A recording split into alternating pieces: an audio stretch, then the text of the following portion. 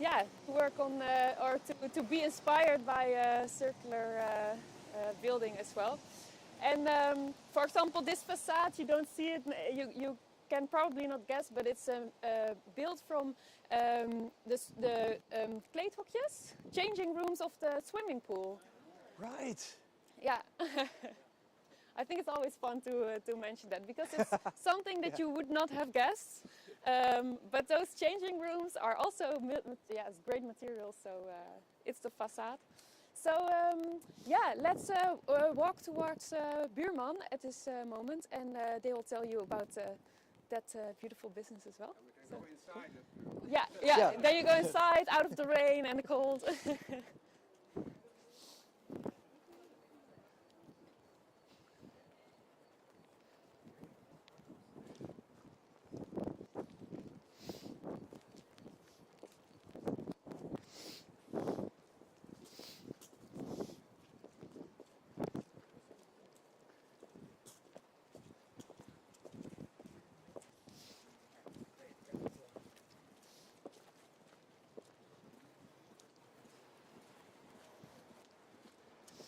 Ah, this is Buurman.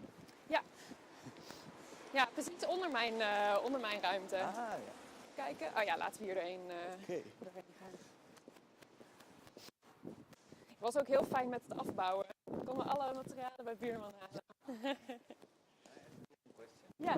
Was it difficult to get like the approval to build the buildings to fulfill the regulations and all that kind of stuff? I mean, there was some process, yes, but I think especially because you need a crazy, how do you say, aannemer? Constructor. Yeah, yeah. Who is open to do this, To do the doing experiments weird with us. stuff. Yeah, exactly. Yeah. All right. Well, thank you so much listening to the story of my business and the Hof van Cartesius. I will look for the person who takes it over from here. Hi. Hi. Do you know?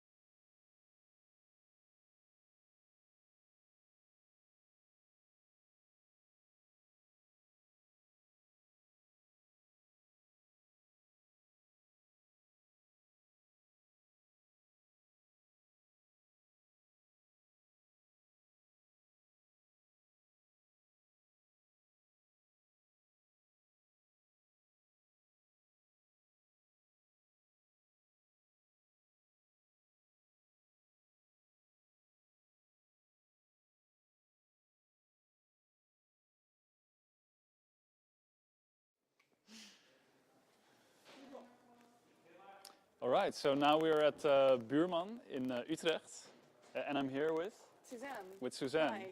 Hello. Hi. So what is Buurman? Buurman it means neighbor in Dutch, but what does it do?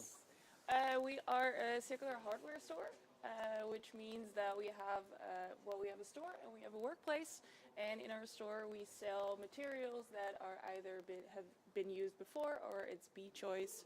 So it's how do you say, like, not approved in other places. So normally they would throw it away, and then I think there's so much that can be recycled, and it's more that most people that want to be in a circular business, it's relatively small still. So we all quite trying to lift each other up and to make sure that we can recycle more of what there is. So yeah, there is a Buurman in Rotterdam. There's also a Buurman in Antwerp. So we're talking also about other places in Belgium and in the Netherlands as well. But for example, those the plates.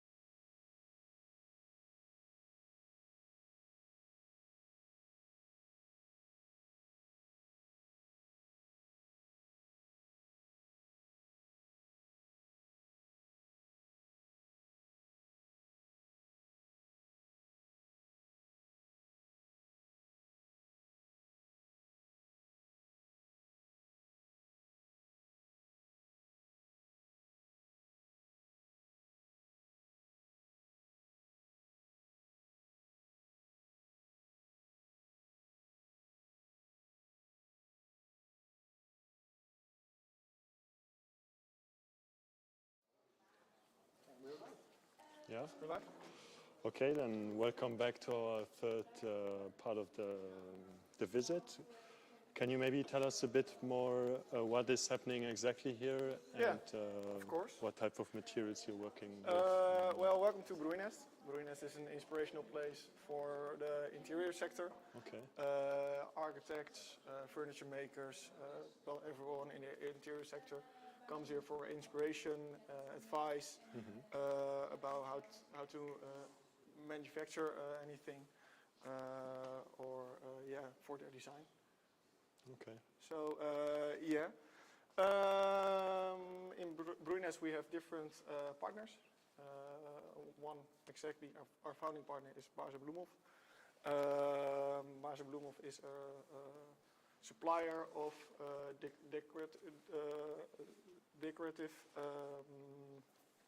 wood, plywood, chipboard, everything you can find on the market within the interior sector. So yeah. Maybe do you have one big client where you say we deliver a lot of material, or we work quite a bit with? We have different clients around here. Small businesses, big businesses, with different sectors. Some are hospitality, some are medical, and we're just we collaborate with them. We're like a small piece within the project, and so we'll help them make the project. Okay. And the process, do they usually come already with like a vision in mind or material in mind? That depends on the customer. Okay. Some are completely blank. Yeah. They want some inspiration about what color they want to use, what kind of material they want to use. Yeah. Some already have huge sketches, big designs, and they want to feel the material. They want to know about more what are the specs about the material. So yeah, we can connect those architects or makers with the supplier or maker of the material. Okay. Have you maybe seen like a trend in material, like the material that is very much used? Like what is very much in use right now? A trend right now is recycled material, post-consumer material. Baars and Bloemhof have some. We got a new partner around here. We can walk. We can walk to it right now. Okay, then let's go. It's a small stand. There will be a bigger one in the future. But maybe some of you guys know this material. This is Polygood from the Good Plastic Company. The Good Plastic Company make Polygood panels, completely recycled from plastic. Everything plastic, computers, refrigerators. They make small compartments from them, pressed together with some heat, and you get different materials with those things. You can thermoform it. It has different uses. Nike has some big collaborations. Adidas as well. It can be used as stands, furniture. What about on top of a furniture piece as like a veneer maybe? Yeah, as well. Well, it's really thick material. Yeah. So veneer won't be is really The thin. best choice, yeah. This isn't the best choice, but it can be replaced like plywood. I can give it around. It's not really a known material, so there are a lot of questions also from me how to process it. Thermoforming is really unknown, also with the developer of it. So, but eventually to glue it for straight surfaces, like a box like this, it can be used really well. And do you experiment yourself with the materials as well? I see the workshop in the back. As well. We got a workshop as well. We give workshops for our sector. So you can sign up.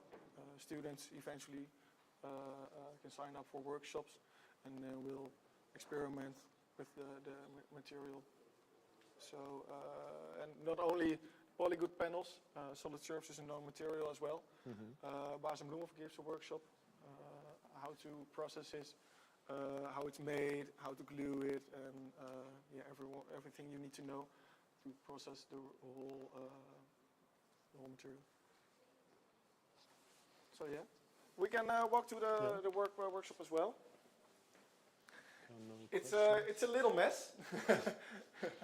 That's usually a good thing. That's indeed a good thing. We'll wait for the rest. Yes. At least. We're busy with a lot of changes around here. We got one CNC here that's also from a partner of us. How many axes? 3 axes? Or, no, this is 3 axes. Yeah. It's a vertical CNC, so the material goes in vertical. Okay. But it also can drill on the sides, side of the panel. This machine won't be here for long. Partnership isn't stopping, but the machines will be. It's too expensive for them. Okay. Yeah. So this is the last machine we have done. There's a small demonstration on the screen in Buurman. So if you're interested in how it works or what it does, you should really have a look. Do you know what happens after to the machine? They get sold to different manufacturers. Okay. I've got a manufacturer that's interested in this machine. So this machine just will be sold. It's a show model right now for them. Yeah. So it won't be broken apart or anything else.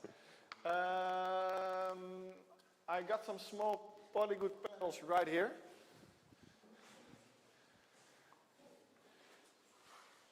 Those panels can be made in different measurements. It's in the brochure, but the experimental panels are 1 by 1, and the real panels get 140 to 140 or 140 by 280 meters. This is some materials we got around here to experiment with, and those are small experiments with thermoforming. Oh yeah. And it's all done in our oven right here.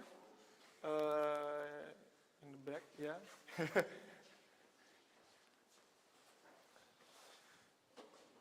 And in this oven, it's heated.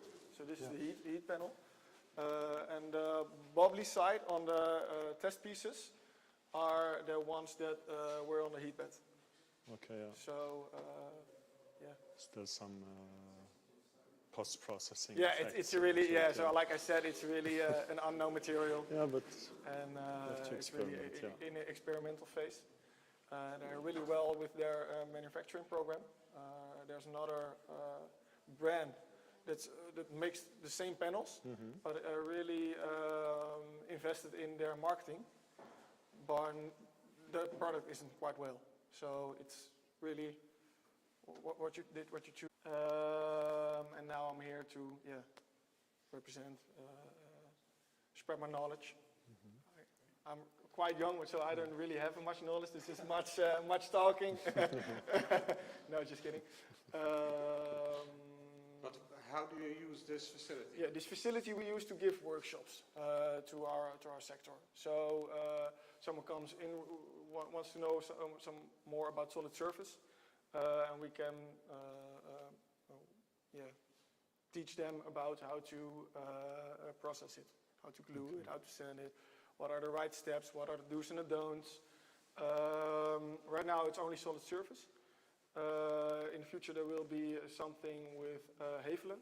Hevelen is a supplier of everything in furniture except the wood.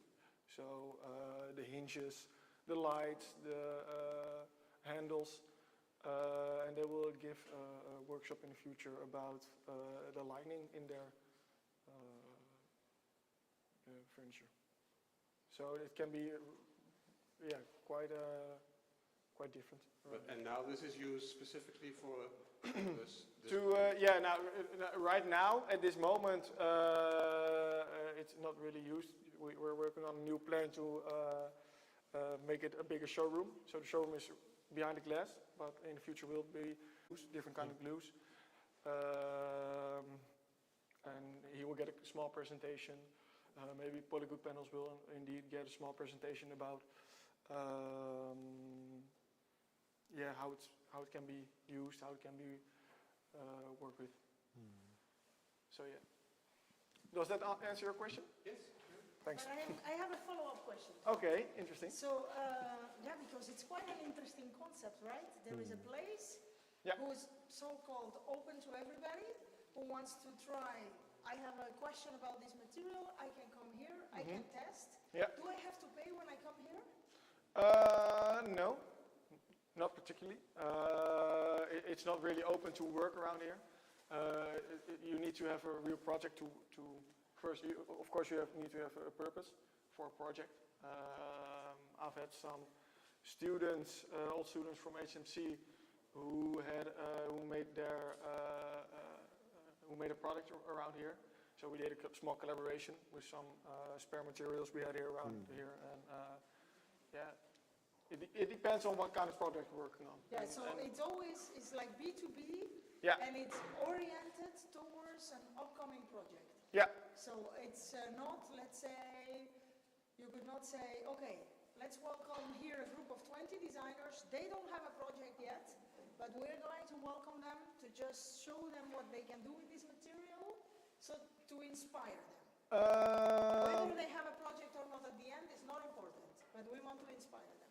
That could be a future project.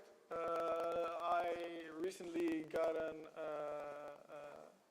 question from one of my colleagues from upstairs, Baas and Bloemhof. Their office is upstairs, and they want to do something in the future with that, with some materials laying around here. So maybe not right now, but there will be some of those projects in the future. And who came up with the idea that in order to do B2B, for certain materials, you absolutely needed a workshop that demonstrates what this material can do? Baas and Bloemhof came with this study. They first started in Eindhoven. Eindhoven, there was just a material library. Then they came to other libraries. And eventually they came with a workshop to inspire the maker, except for the architect. So Baas en Bloemhof came with this idea. They invested in this idea, and eventually it stands on its own right now. And this is like financed by the businesses that you represent? Yeah. And basically there is enough outcome, if you want, of such a workshop, that they still feel it's worthwhile, let's say, financially supported. Yeah, the workshops are mostly financed by the partner itself, and my time, of course. Usually I'm the host. The most common workshop around here is given by a partner. There's one exception where I'll make a workshop, or more exceptions where we bring different partners together. So I can give a workshop.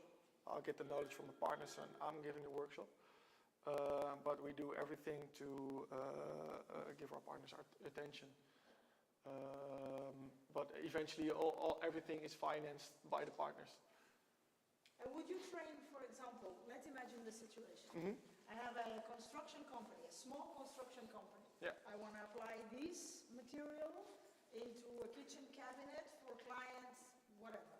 And I happen to have been brought into the construction by an architect who had contact with you. Yeah. But my people on the construction site have no clue how to use this material on site. Would you train the people of that company to actually apply the material on site? Yeah, of course. Well, maybe I don't train the people, but I will make sure they will get trained in the right way. So I will contact the partner, or for their knowledge, or for people who can spread this knowledge, and then we'll eventually come to an amazing project. Yeah, so that you do everything to facilitate Yeah. the reuse of Yeah. circular materials, let's say. Yeah. Yeah, that goes all the way from design to basically final installation. We support the future is that a lot of architects will come around here, and we can support their whole project from sketch to eventually the making process with advice or facilities. And we're here, we smell a little bit of intense smell. Is it a concern for you? No, just a question. Is it a concern for you, the kind of circular materials that you put back in the market or not? Sorry, one. Okay. I didn't understand you quite well. My I'm sorry. question in a nice way. We come here, there is this is something you cannot have on camera, but when you're here, that's what you get. Is you smell a kind of epoxy. Well, it can be. What is This it is about small canister right here, and this is acrylic thinner, and maybe that's the smell. Yeah, that's it. This was brought here by the manufacturer. They gave a small workshop around here, and it's used to glue the polyglue panels together.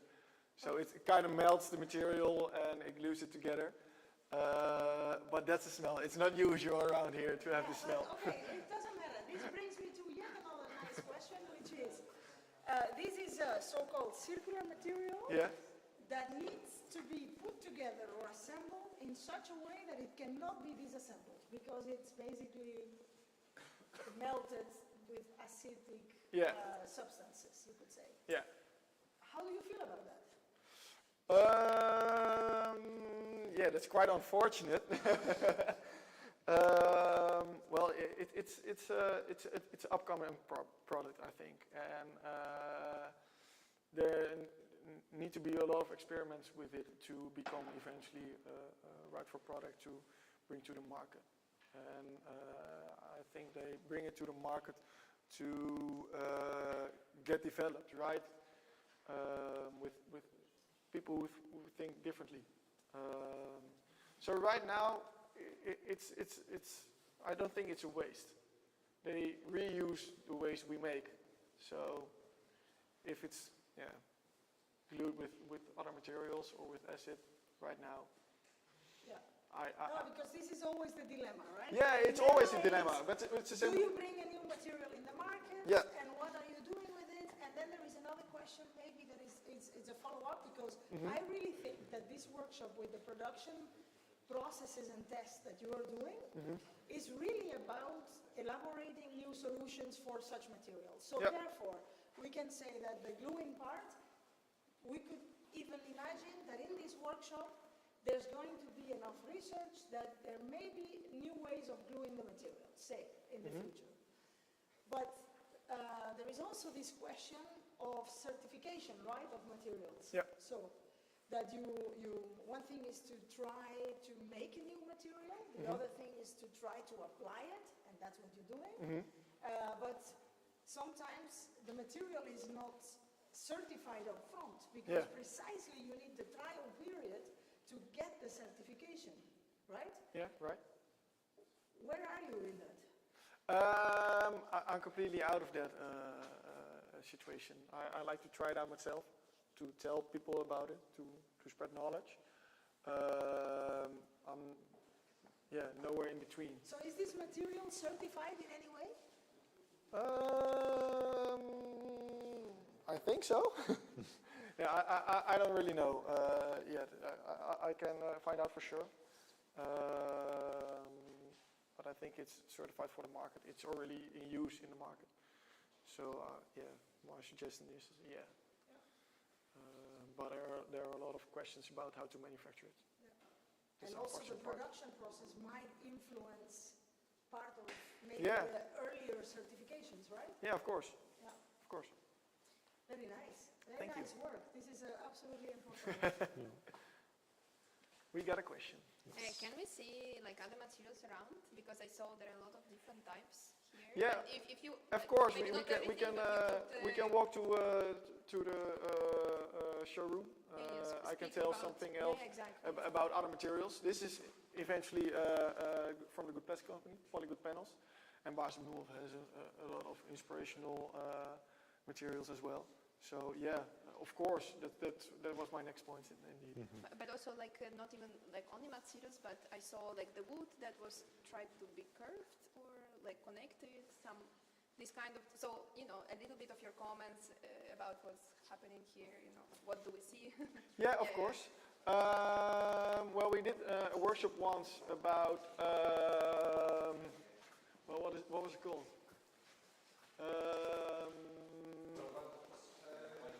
Before we use, Yeah. you could say something about wood loop. Oh, wood loop. Yeah, of course.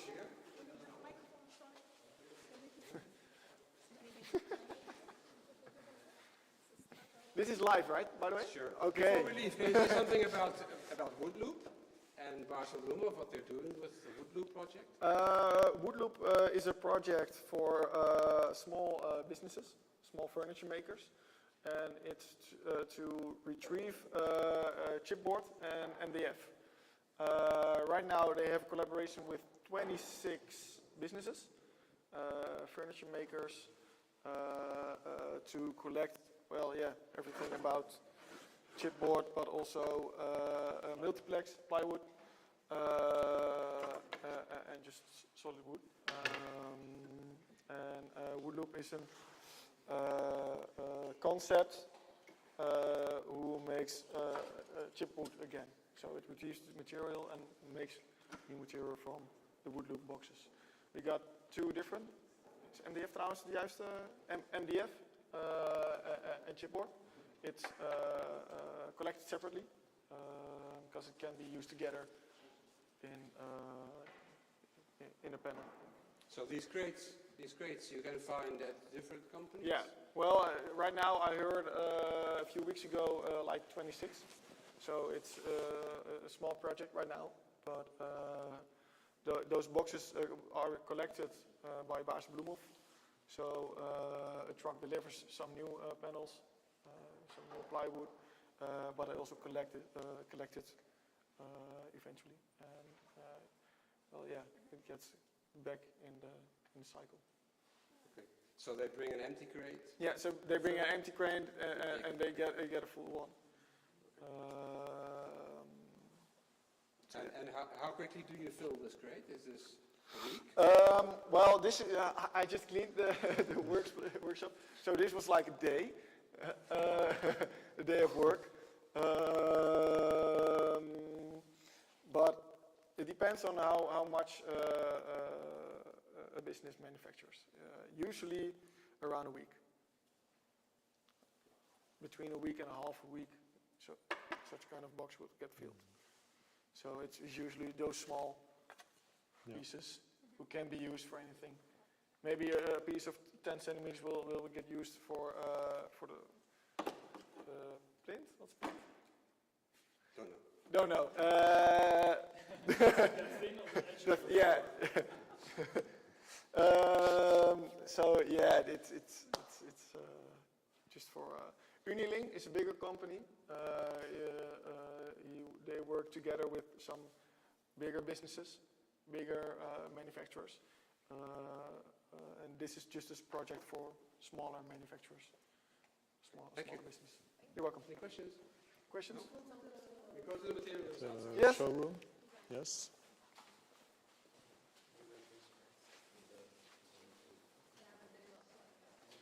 And are there usually more independent designers coming here or larger companies? Really different. Okay. It's really different. I got some. I've had some bigger companies around here. Yeah.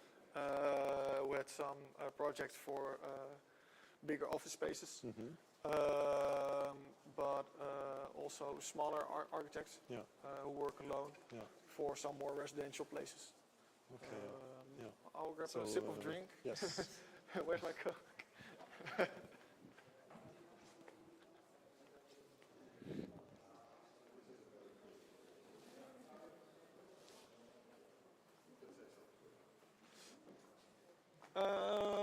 So that's Saviola.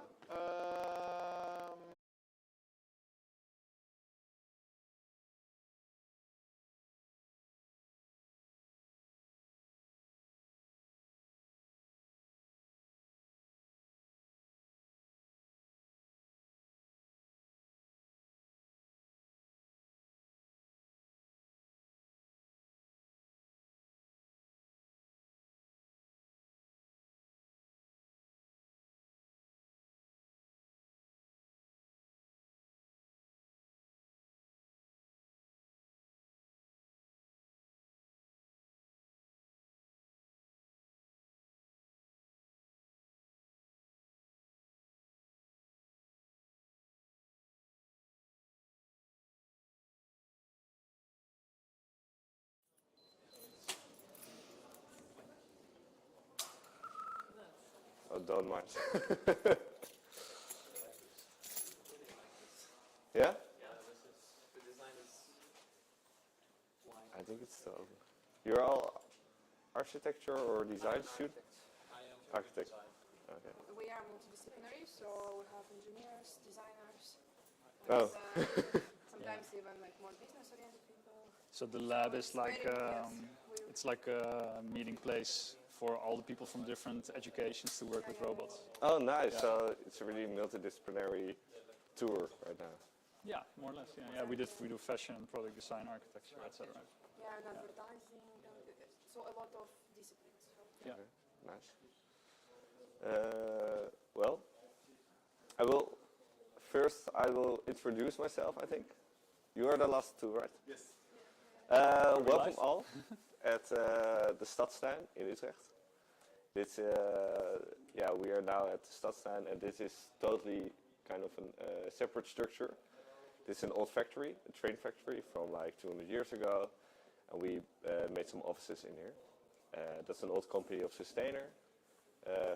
First I will introduce myself. My name is Max. I'm a structural engineer at Sustainer, but I'm already working for 5 years over here, and I studied civil engineering, and then I became interested in wood, became interested in kind of made a building system out of wood and how to do that, and then I landed at Sustainer.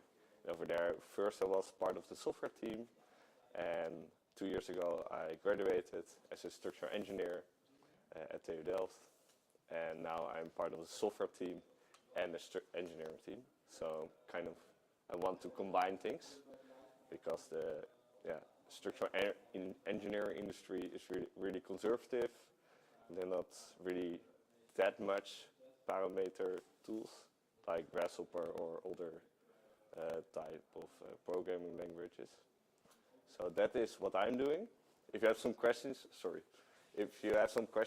about that, you can ask them later. And where are we now? We are at the Stadstuin, and this is designed like 4 years ago by Sustainer. It's now a separate company. It's called Respace, and it's totally made out of wood, timber. So that's it. That's Laura. Okay. I don't know what the plan is.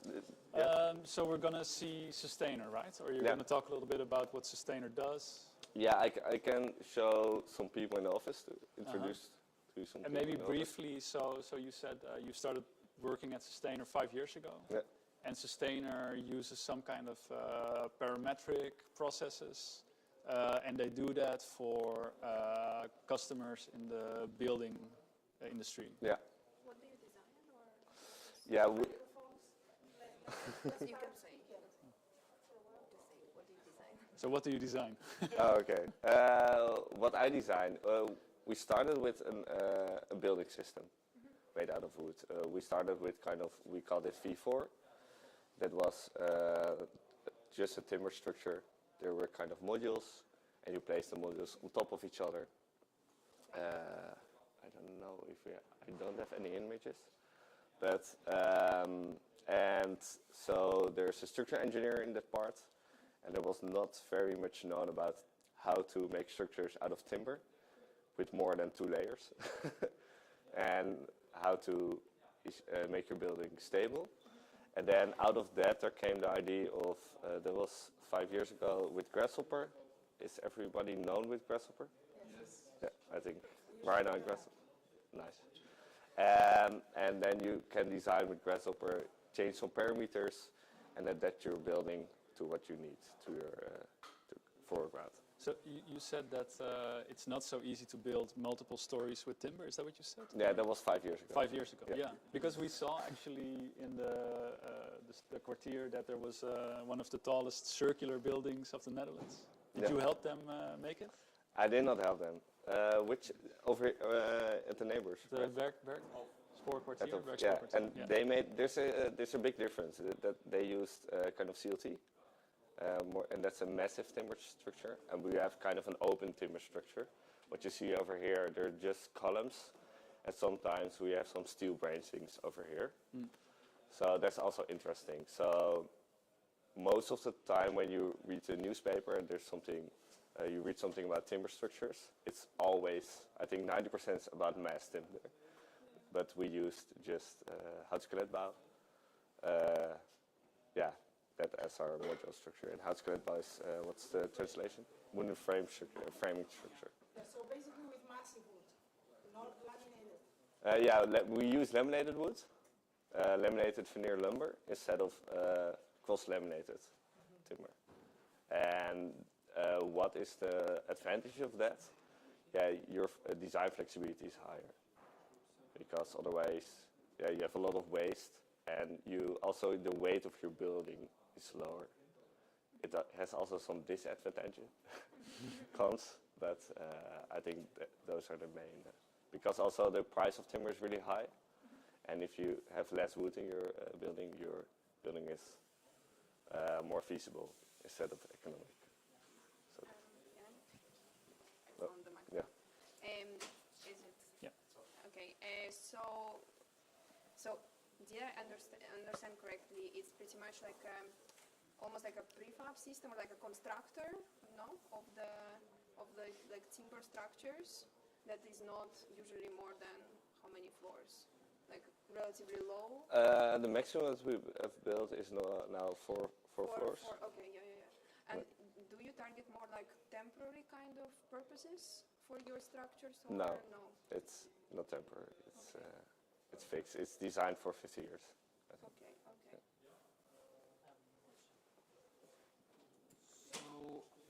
for the foundation, how does the timber or the wood goes underground and not get We still use a concrete? Yeah. I think that's more kind of an insurance thing. Oh, That's and especially in the Netherlands, we kind of have a high groundwater level, and yeah, when there are possibilities to have your foundation out of wood, but I think I do not recommend them if you're the first user. Yeah. So.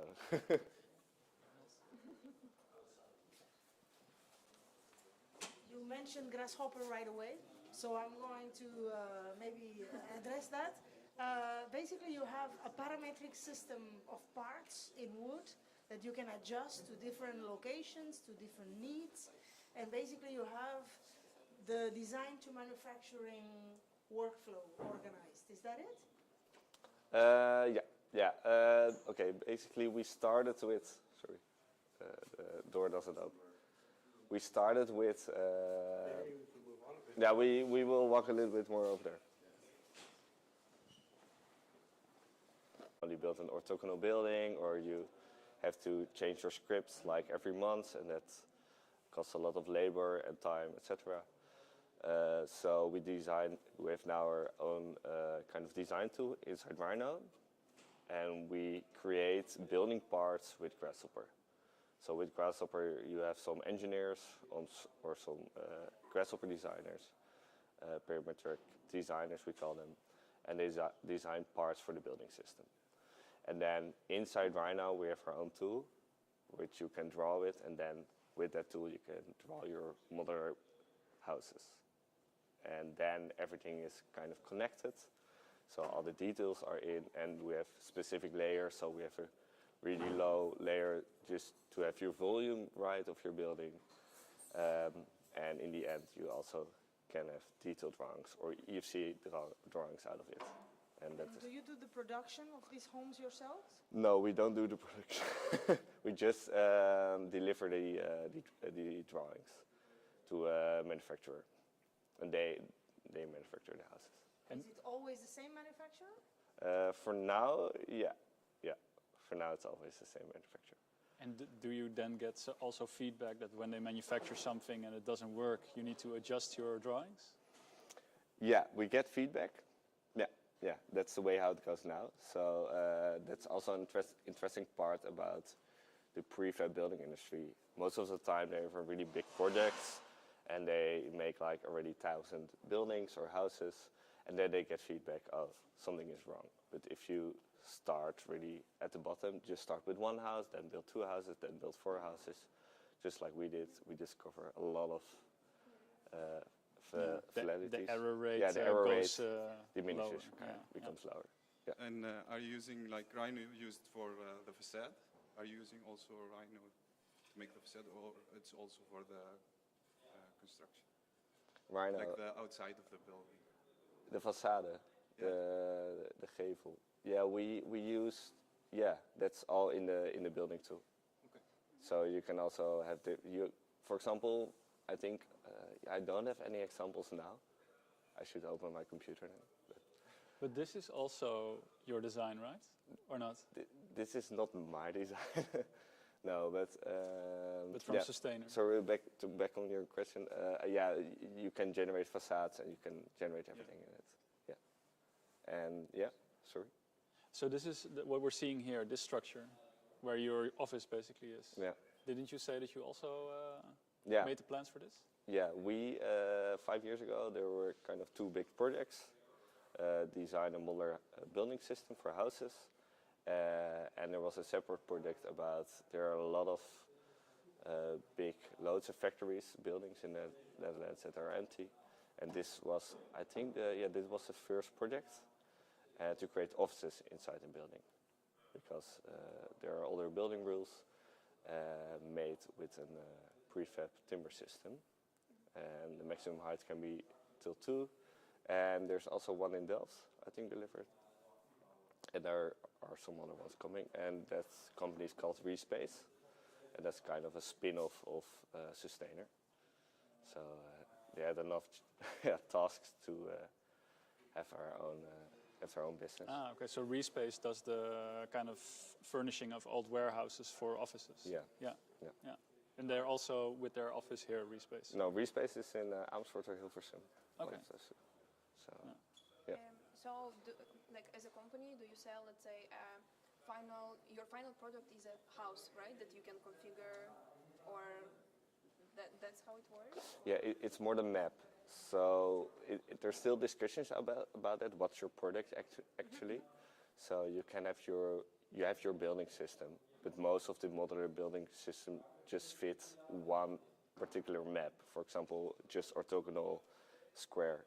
But if you already have a triangle map, does your building fit in it? And we try to adapt our building system just that it fits in every map. Of course, one map is the most efficient way, but if you look at the building industry now, the prefab building industry, every building system just fits one map. And then you create kind of only, just volume boxes instead of just houses. So that's more my opinion. But we try to, our product, I think, is the map itself. So try to fit your building system inside a map, and yeah. Platgrond, the plot. Yeah, the plot of your floor plan. Yeah, floor plan, ground plan. Yeah. Okay, but and your clients then come to you, and tell me if I'm wrong, yeah. And then you sort of design with a system that you developed, right, with them, and then you send the construction drawings to the manufacturer, and then it's a manufacturer's kind of problem, yeah, to build it, yeah, or I'm a little bit lost in the map. I know what you mean. And normally, kind of, you have a project manager or something, or a project developer, and then he has a plot or a map, and he wants to have a building on it. Then he's going to an architect, and the architect is kind of maybe delivering a design of a preliminary design, and he's going to the constructor, and then at the end of all those ropes, there is a building. But for us, it's more like, we have a large contract with TBE, and TBE now, we used to arrange kind of also the business side. There's still a business side running in our office, but TBE uses our building system. So they built a whole factory for it. Okay. It's called Gewoonhout. And Gewoonhout, in that factory, our houses are produced. And they also have to have their business plan. So it's more like they use our building system we designed, because at some point they said, oh, we want to have a timber building system. Oh, you like to have the best fit, so we're going to use your building system. So your product is pretty much software, no? Yeah, it's software combined with engineering. Sure, but it's a software. It's a service. Or more it's a service. Yeah, it's a service. It's more kind of a service. It's a service with proprietary developed software. Okay. Can you tell me how your Rhino, let's say, building system, this is a tool that you have developed in-house, specific for this building system. And is it a sort of BIM model? How does it compare? How do you do structural engineering on those models? Do you do, what kind of, let's say, what kind of design or engineering processes do you do on your software? Engineering processes. It starts with a very sketch design, and we started with just modules, and modules are just boxes with a length and a height and a width. Then you have your limitations based on transport, because if it's going to be too big, your transport costs are too high. So that maximizes the dimension of your boxes. Then you need to have a certain height to live in, to stand. So those are all the kind of limitations you have. If you have them on paper, then you design your system. And then you need, of course, a structural engineer for dimensioning all your structural elements. And after that, you have an acoustical engineer and a facade engineer all those people are involved. And then in the end, it always comes to the details, but culture building together. So you work at the level, when we were describing the steps and who intervenes in this process, we saw there was the architect at some point, and there was also the builder or the contractor at some point. Do you work with architects or do you work with contractors mostly? We used to work with, or wanted to work with architects, but nowadays we work with contractors. Architects, they have their own design. And then you have to look, do they want to design with our building system? No, they have their own designs. Or they're also prefab architects, or I don't know, but nowadays only with contractors. And can I ask, how long has it been that you are in business? Me? No, you, Sustainer. Sustainer, I think it's for 8 years in business, and we started this project also 5 years ago. And the mass production, if you want, of your building system that is now happening at Hemon or other places, how long has it been that it's mass produced?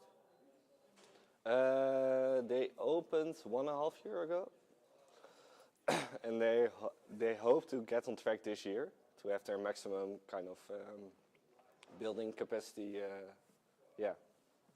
And is there like major changes that have happened in this road to industrialization, to the system itself, let's say? Yeah, there's always kind of, there are little issues we have to change or that, but sorry. You want some water? I think I need some water. Yeah. I'm gonna grab something.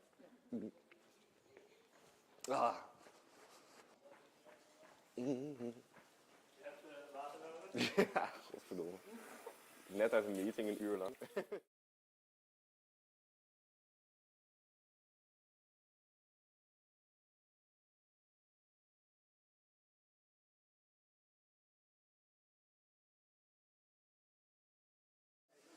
We take it from here.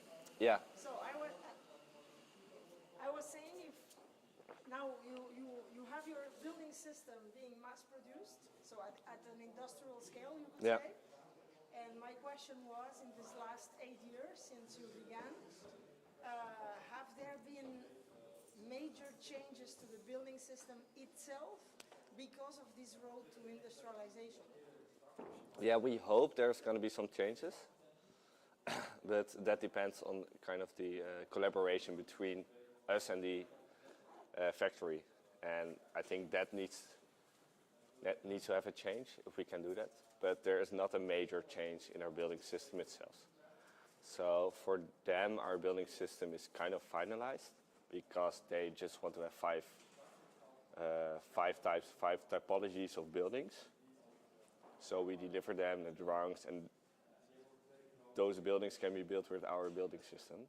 And by typology, you mean building system typology or building typology as in an architectural typology? Yeah. I say architecture. I always talking about architectural typologies in that case. And what does that say about your parametric design system? Then we can deliver a fast. Yeah, we can deliver those typologies really fast. And if you use, for example, other modern building systems, they have to redesign their building system every time over and over again. And if you have a parameterized building system, you can just do that. Does it also have to be certified over and over again if you change the geometry? No. No? Yeah, in the end, always a structural engineer has to kind of sign the document that it's good, but I think for 99% of the cases, your limitations, you already know your limitations up front because you design. That's at the start. What do we want to have? But in the end, it would be nice, for example, if you have a 10-high building, that there are already some parts in your building system, also in your module, that change automatically. Because it knows, oh, I have 10 columns above me.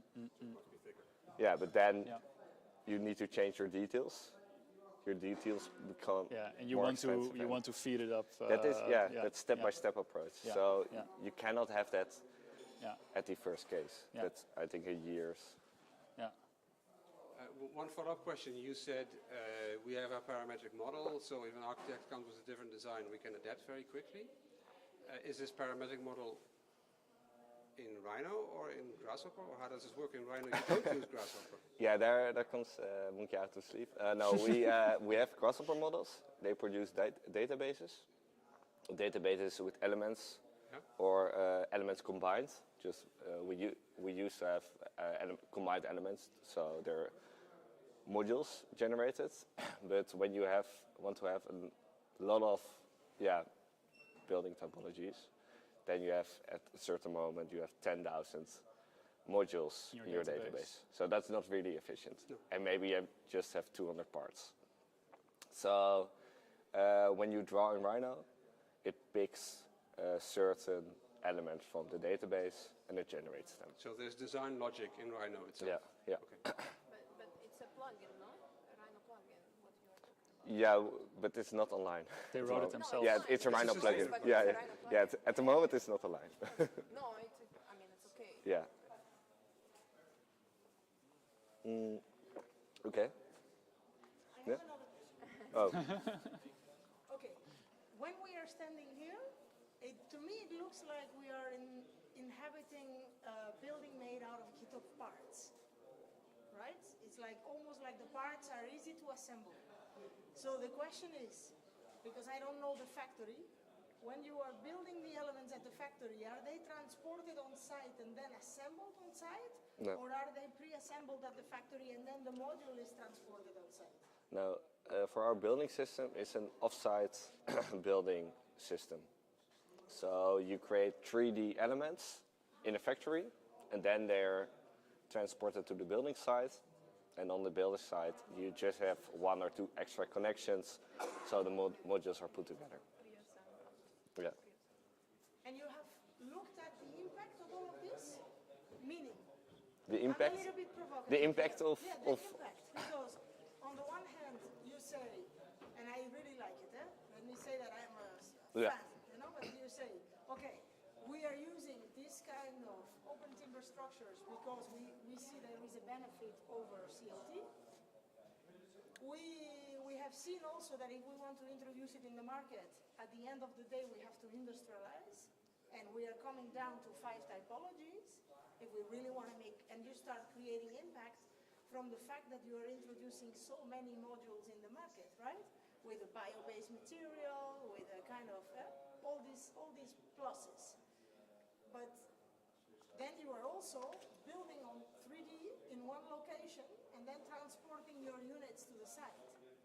So the more sites you have, the more transport it will imply, right? Yeah. So, question to you is, have you made a calculation It's an interesting... how many units can we make in this factory before it starts not working?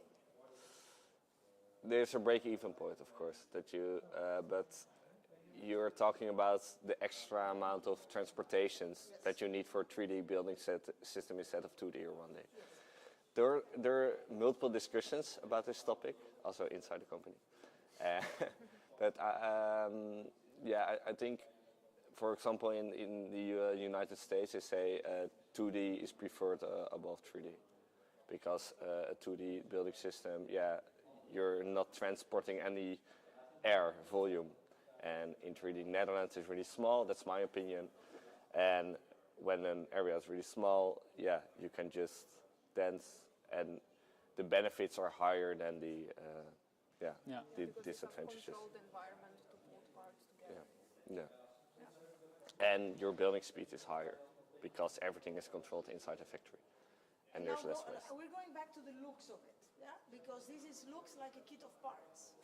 So the thing is, you could say, it's made out of parts so that it's easy to assemble and many people can assemble. No, that's not it, because the buildings are assembled somewhere else. So, does it look like a kit of parts because it's cool? It looks cool? Or does it look like a kit of parts because you are thinking of disassembling at some point?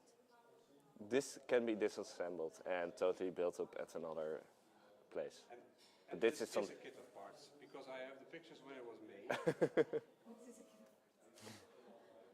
And this is the way it was, well, look around.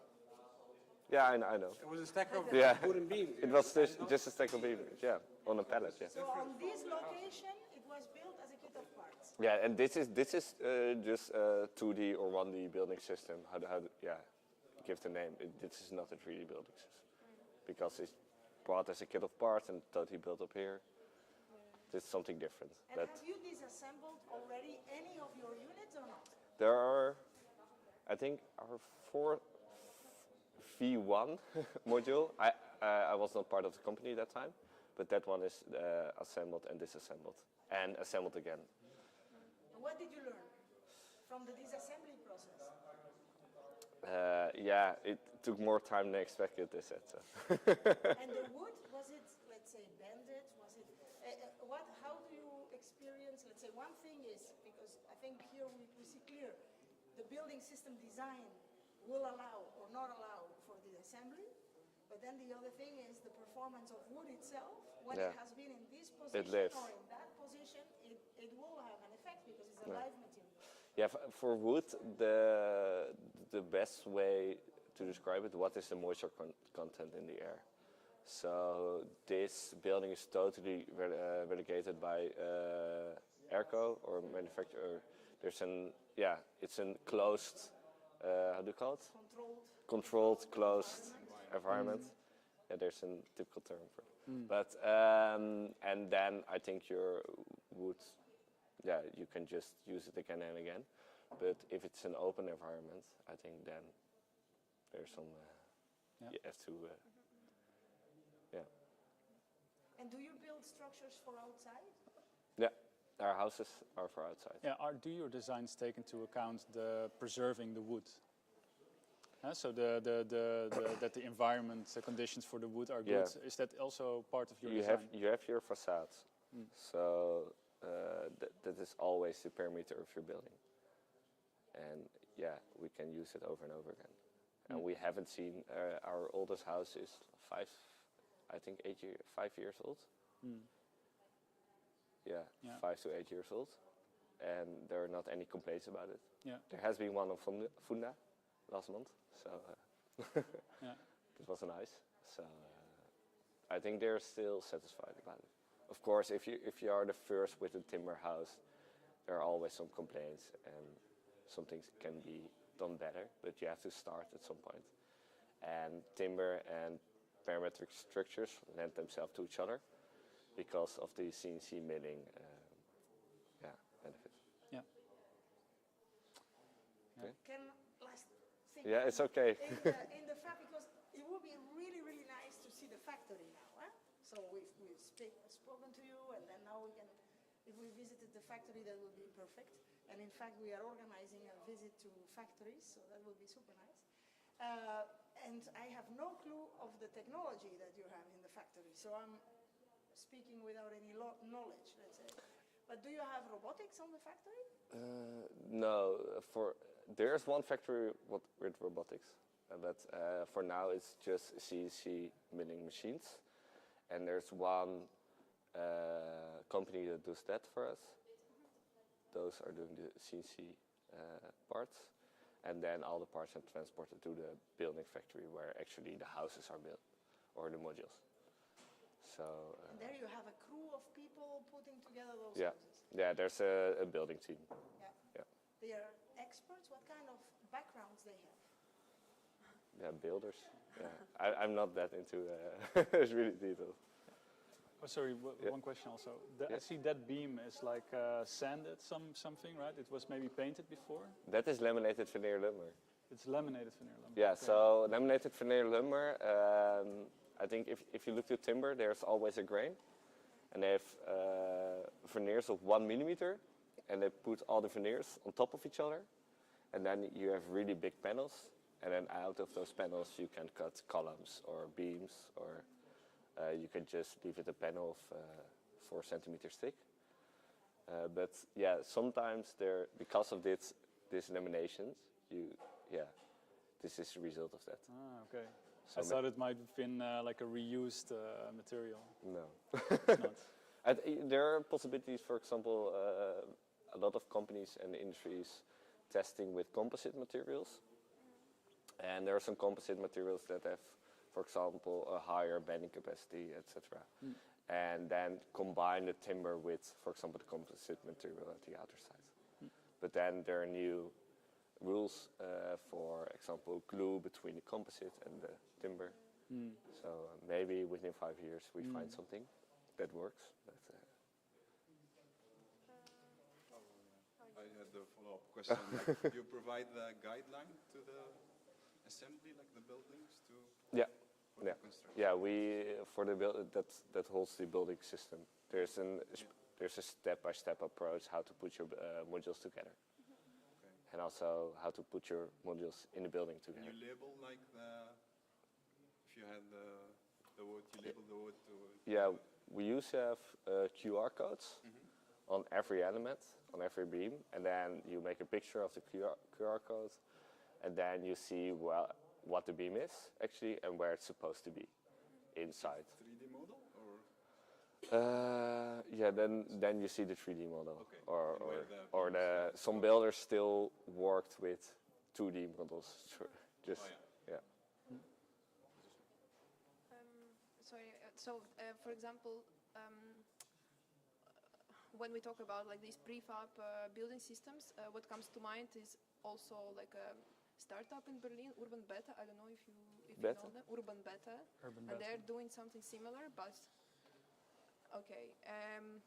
I'm curious about how is it happening, like with funding? Do you like raise funds for your company, or if you do, how easy it is, or like how much interest do you see in the topic in general of? There's a lot of interest in the timber industry in the Netherlands because there are some climate goals. For example, Amsterdam set a limit of 25% should be built out of timber after 2025 or something. But yeah, I think for the funding, it's always difficult. It's a very conservative business, the ISA industry in the Netherlands, and yeah, you want to change it. But you see also the big companies, for example, BAM, all the contractors are also introducing a timber system, and they're looking into the market. Or, for example, TB is using our timber system. So the industry is, it's moving. But are you afraid that a big company will come and snatch your concept? Oh yeah, no. Not afraid. Not Good. afraid. Well, you said that you have a contract with TBE? Yeah, TBE's building, Gewoonhout is using our concept. So you're actually connected to one of the larger builders in the Netherlands then? Yeah. Because TBI is a very big building industry. Yeah, but then it's also about who's building the most houses. TBI is very big, but maybe not. Maybe not in houses, no, that's right. I have a question about waste. Yeah. So you have designed a building system, you tell the story about it being parametric, that it can be adjusted to different plots. There is a moment, I would like to know how much waste do you produce in your building system when you are making the parts? And I would like to know when there is a moment that you need to decide, is the plot leading or is my zero waste strategy leading? Or is it ever that you are saying, for instance, the house in question or the module in question should not be bigger than, because if it's bigger than, we are creating a lot of waste in our production. Yeah, that depends on your grid size of your modules. So when your grid size becomes really, really flexible, we used to have a 3x5 grid or a 3x3, but now we have a grid size of 1 meter every step. So we can have a 1x1 or a 1x6 until 6 or 7, and that's a grid size. And if that can be built on your building plot, or what the function of your building looks like. For example, if you want to have an office, most of the time you have a 6 or a 9 grid. So yeah, that's That's not. But you were talking about waste. Waste, yeah, because Yeah, but let's say you are talking about the standard panels of wood, right? And I suppose you have your system connected to the standard dimensions or the American You mean the system supply of of wood the... industry. the supplier of the wood. Yes. Oh yeah, yeah. We order our wood at Metza Wood, and Metza Wood is just producing all the elements. Yes, and Not so I many think them. Marta's asking Yeah. whether you adjust your design to the supply to minimize Yeah. waste. No, not exactly. But sometimes you have some limitations. For example, they say we can have a maximum width size for the panel of 3 meters, but they can also make larger panels. But then the price or the cost increases, for example. So those are more your boundaries. What do you want? For example, if it's just a standard product of Metza Wood, of course, then it's cheaper. But if it's more like customized, then it's always, yeah, it has more cost. So, but in the waste itself in Metza Wood, we do not think about that. But we think about, for example, when we have a panel and we want to CNC mill elements out of it, then we want to have less waste as possible. Yes, then you Yeah. nest. Sorry? You nest. Yeah, your parts. yeah. We nest our parts. Yeah. Yeah. And the other question that comes is like, okay, your whole building system is based on wood. We know that wood prices are rising, that the wood supply is decreasing. How do you look at the future based on these two very interesting parameters? Yeah, I think the reuse of materials becomes more and more important, not only for wood, but also for steel, because concrete, we cannot talk about reuse now, but maybe in the future. Yeah, I see it as an uitdaging and a kind of a challenge to do that. So you are a structural engineer? Yeah. Let's take on that challenge. Let's imagine we are 5 years from now, yeah? And in your building system, you are designing your building system and you know that part of the wood supply will come from your current supplier and part of your wood supply will come from circular sources, say, as an example. How do you think is going to make your work more difficult, or how do you think you could embrace the fact that there could be a hybrid structure where part of the wood is circular and part of the wood is original? Yeah, I think the first challenge is that we have to start now, because if you have, for example, other details, if you look at those beams, maybe you have to remill those beams because we cannot use that end that's slightly angled. So that you're sure maybe we still have the same detail over 20 years. But if we have not, yeah, maybe we need to cut something off and remake our beams. But yeah, I think it's still an interesting topic. There are many discussions about that topic, also who's paying it. And I think that's the biggest question for now, because we can design with it. And if there are going to be more business cases for this topic, there's also more interesting topics for the structural engineers. For example, is the maximum capacity still the same from structural purposes? But there is where I was going. Oh yeah, but we do not know yet. Yeah. You want to know the life of that element in order to know, and I think you want to do some testing on the element. Yeah. In order to know what is its current capacity, right? Yeah. You cannot take it as a given that it comes out of the shelf with this kind of capacity or this kind of quality. Yeah. So what would it require in your view? What do I require? Yeah, I don't know for now. Sorry. It's a difficult question. Yeah. I think all buildings are most of the cases designed for 50 years. So then, yeah, it's still an open question, I think.